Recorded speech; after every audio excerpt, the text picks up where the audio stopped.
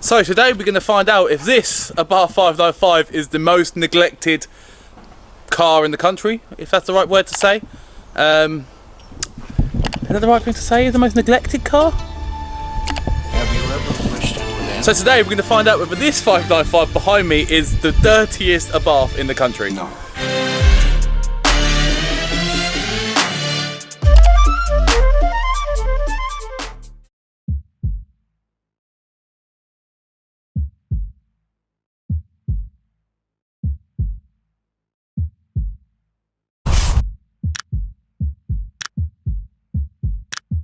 It's June and Jack's brought his car over, which is behind me, and it's here for the first wash of the year. That's really bad to say, but yeah. So is this the most neglected Abarth in the country at the moment?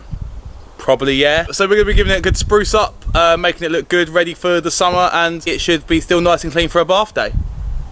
Let's get on with it.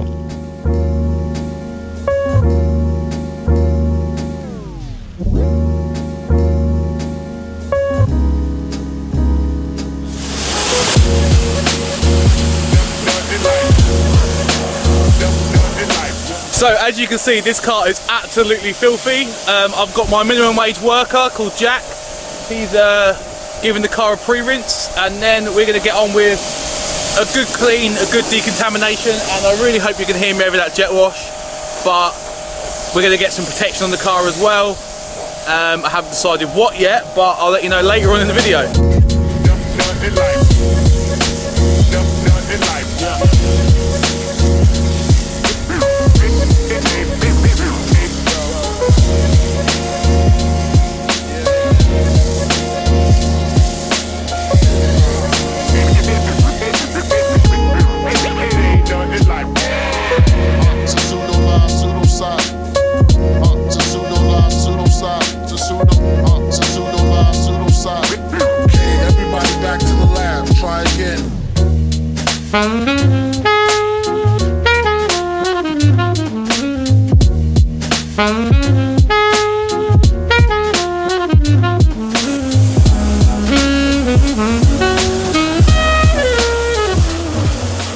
So we're about to work on the wheels. The wheels here are absolutely caked in brake dust and baked on contaminants and fallout. So rather than going for a general non-acidic wheel cleaner or a fallout remover, what I've decided to go for is in the wrong bottle, but it's his KKD Devil's Juice.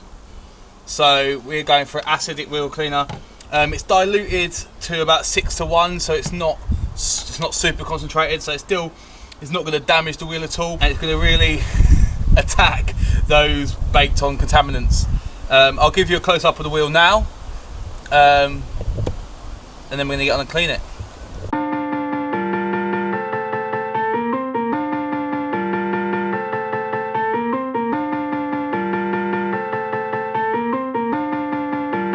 Ryan Little.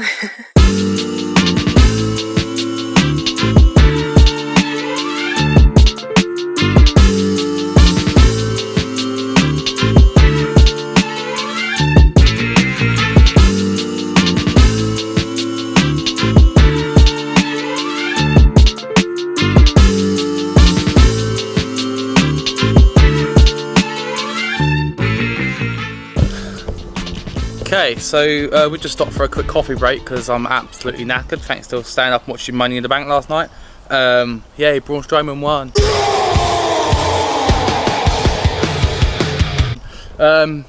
So we have done our pre-washes. So what I've done is we've done a citrus pre-wash and then into snow foam.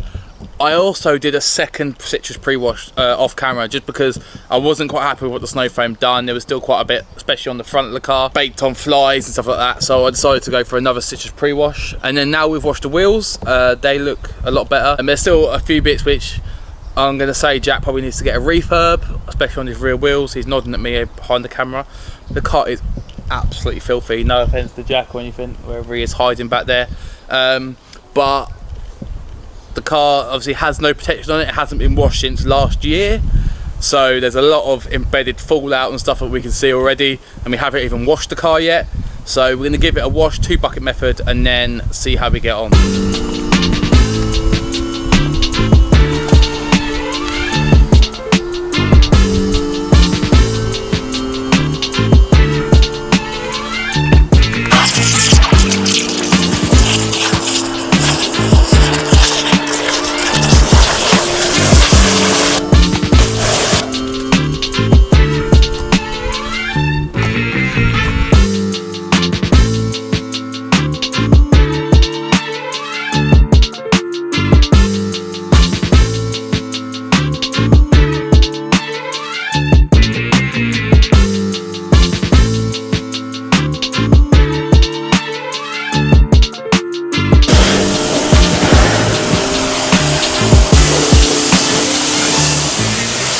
That is our contact wash done. There is still quite a lot of embedded fallout in the paint, and being white you can see it. It looks like loads of brown spots, and obviously we're going to get that out, so we're going to use a fallout remover. My fallout remover of choice for this is going to be Built Hamber Corosol. It's probably one of the better fallout removers on the market, especially for the price.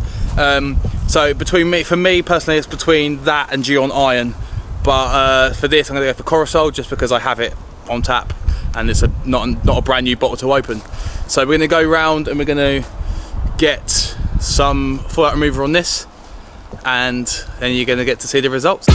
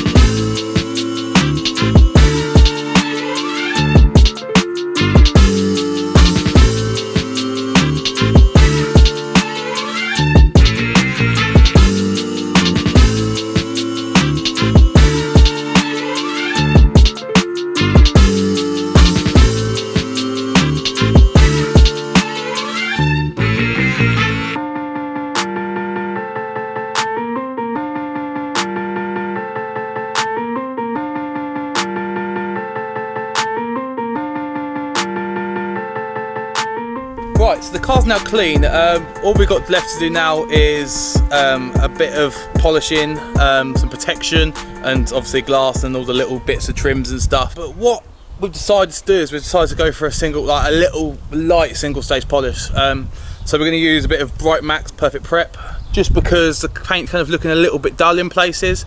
So we're just going to make sure that the paint looks perfect before we drop some wax on it.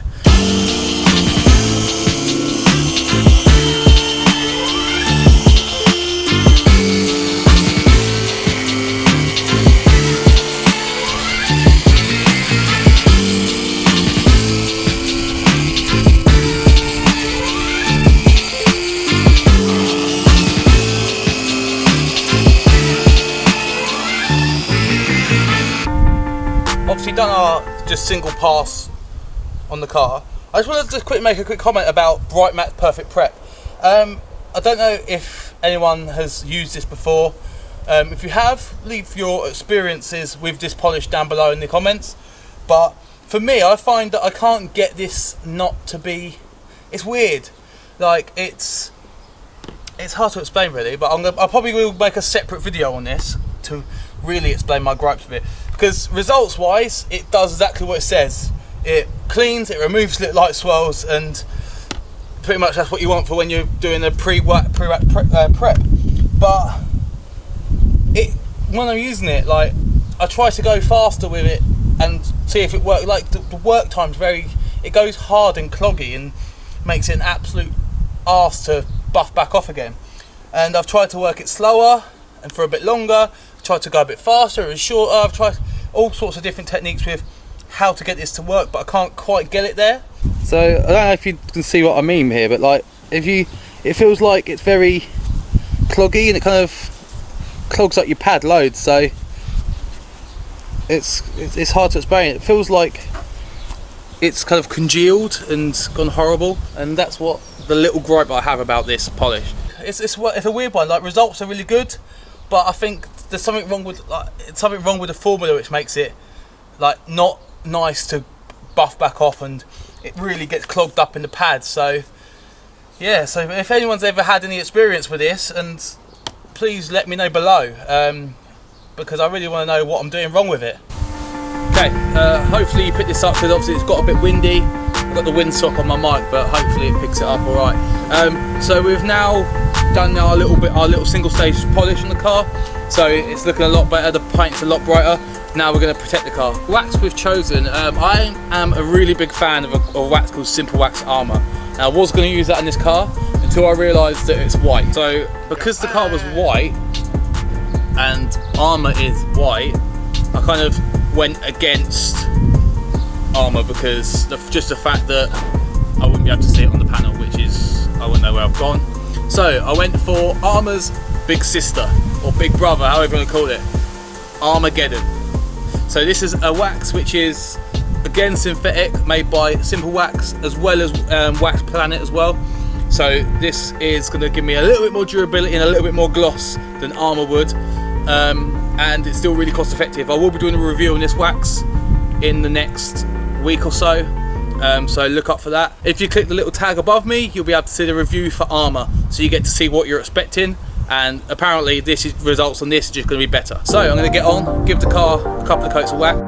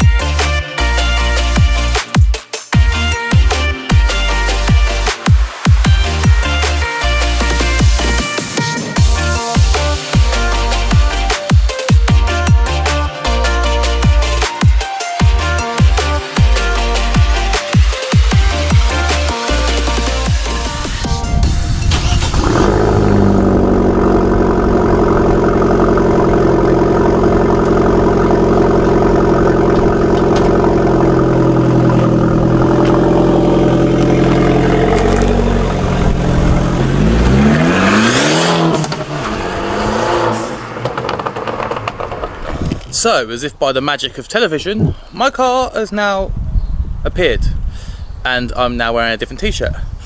But that is because I forgot to film an outro, which is pretty silly. So yeah, Jack's car is now nice and clean, fresh, and coated in a coat of Simplewax and Wax Planet Armageddon. So just a formality really, so just don't forget to subscribe, and I'll see you again for another video. So, isn't it? A little bit of mould never hurt anyone, don't you, maybe? No. Hey, you just got a bit of penicillin growing on your car. Eat it, lick it.